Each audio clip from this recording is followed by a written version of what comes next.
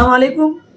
سبق حضرت سلمان فارسی رضی اللہ تعالیٰ عنہ، صفحہ نمبر 2 اور 3، آخری اقتباس میں بتایا گیا ہے کہ حضرت سلمان فارسی رضی اللہ تعالیٰ عنہ جب تک یہودی کے غلام رہے وہ اسلامی جنگ میں شریک نہ ہو سکے۔ رسول اکرم صلی اللہ علیہ وسلم نے معاوضہ دے کر انہیں آزاد کرا لیا۔ آزادی کے بعد ان کی جنگی صلاحیت اجاگر ہونے لگی۔ جب مکہ کے مشرکین نے یہودیوں کے ساتھ مل کر مدینہ پر حملہ کیا تو حضرت سلمان رضی اللہ تعالیٰ عنہ نے شہر کی حفاظت کے لیے شہر کے گرد خندق کھودوانے کا مشورہ دیا۔ حضور صلی اللہ علیہ وسلم نے آپ کے مشورے پر عمل کیا۔ اس کا نتیجہ یہ نکلا کہ دشمنوں کو شکست ہوئی۔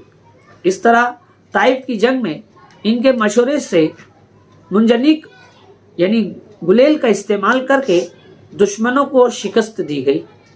اس کے بعد دیگر جنگوں میں بھی انہوں نے حالات کے لحاظ سے جو تدبیریں کی، اس سے پتہ چلتا ہے کہ حضرت سلمان رضی اللہ تعالیٰ عنہ جنگی حکمت سے اچھی طرح واقف تھے اور حالات کو اپنے موافق کرنے کی تدبیروں سے بھی خوب واقف تھے۔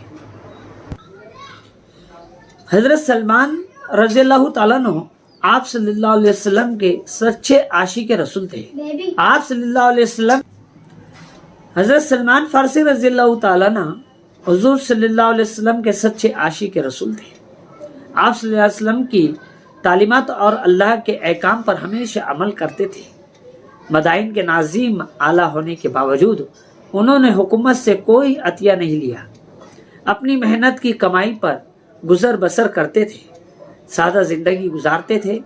انتقال کے وقت ان کے پاس صرف ایک بڑا پیالہ اور ایک تسلا تھا۔ اتنے سے سامان کو بھی وہ زیادہ سمجھ رہے تھے۔ حضرت سعد بن وقاص رضی اللہ تعالیٰ عنہ عیادت کو آئے تو انہیں دیکھ کر رونے لگے۔ ان کے پاس اتنا سامان ہے، آخر وہ رسول صلی اللہ علیہ وسلم کو کیا منہ دکھائیں گے؟ رسول صلی اللہ علیہ وسلم سے عشق کا یہ عالم تھا کہ خود محبوب خدا نے کہا کہ جس نے سلمان رضی اللہ تعالیٰ عنہ کو ناراض کیا اس نے خدا کو ناراض کیا۔ آخر کار 33 ہجری 80 برس کی عمر میں آپ کا انتقال ہوا۔ مدائن عراق میں موجود ہے۔ اللہ حافظ۔